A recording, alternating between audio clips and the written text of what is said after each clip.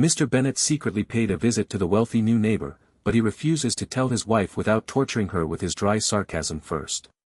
I'm Clifford, and today we are reading Chapter 2 of Jane Austen's iconic novel, Pride and Prejudice. Let's dive right in. Chapter 2. Illustration. Mr. Bennet was among the earliest of those who waited on Mr. Bingley.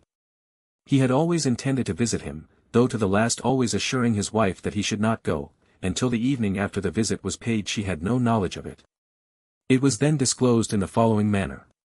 Observing his second daughter employed in trimming a hat, he suddenly addressed her with, "I hope Mr. Bingley will like it, Lizzie." "We are not in a way to know what Mr. Bingley likes," said her mother, resentfully, "since we are not to visit." "But you forget, mamma," said Elizabeth, "that we shall meet him at the assemblies, and that Mrs. Long has promised to introduce him." "I do not believe Mrs. Long will do any such thing. She has 2 nieces of her own. She is a selfish, hypocritical woman, and I have no opinion of her."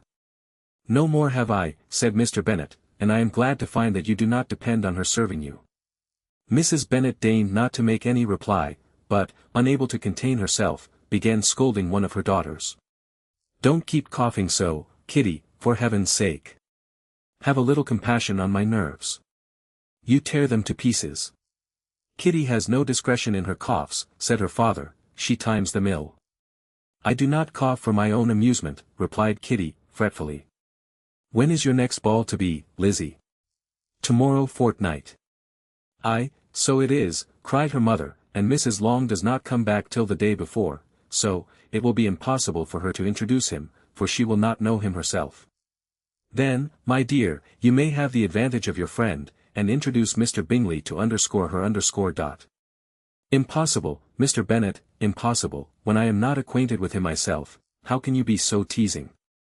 "I honor your circumspection. A fortnight's acquaintance is certainly very little. One cannot know what a man really is by the end of a fortnight. But if we do not venture, somebody else will, and after all, Mrs. Long and her nieces must stand their chance, and, therefore, as she will think it an act of kindness, if you decline the office, I will take it on myself." The girls stared at their father. Mrs. Bennet said only, "Nonsense, nonsense." "What can be the meaning of that emphatic exclamation?" cried he.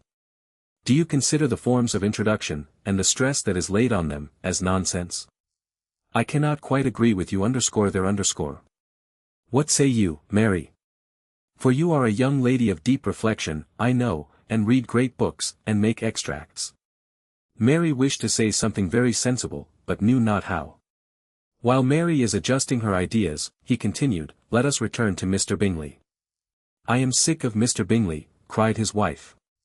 "I am sorry to hear _that_, but why did you not tell me so before? If I had known as much this morning, I certainly would not have called on him. It is very unlucky, but as I have actually paid the visit, we cannot escape the acquaintance now." The astonishment of the ladies was just what he wished, that of Mrs. Bennet perhaps surpassing the rest, though when the first tumult of joy was over, she began to declare that it was what she had expected all the while. "How good it was in you, my dear Mr. Bennet. But I knew I should persuade you at last. I was sure you loved your girls too well to neglect such an acquaintance. Well, how pleased I am. And it is such a good joke, too, that you should have gone this morning, and never said a word about it till now." "Now, Kitty, you may cough as much as you choose," said Mr. Bennet, and, as he spoke, he left the room, fatigued with the raptures of his wife. "What an excellent father you have, girls," said she, when the door was shut. "I do not know how you will ever make him amends for his kindness, or me either, for that matter. At our time of life, it is not so pleasant, I can tell you, to be making new acquaintances every day, but for your sakes we would do anything. Lydia, my love, though you are the youngest, I dare say Mr. Bingley will dance with you at the next ball." "Oh," said Lydia, stoutly, "I am not afraid, for though I am the youngest, I'm the tallest."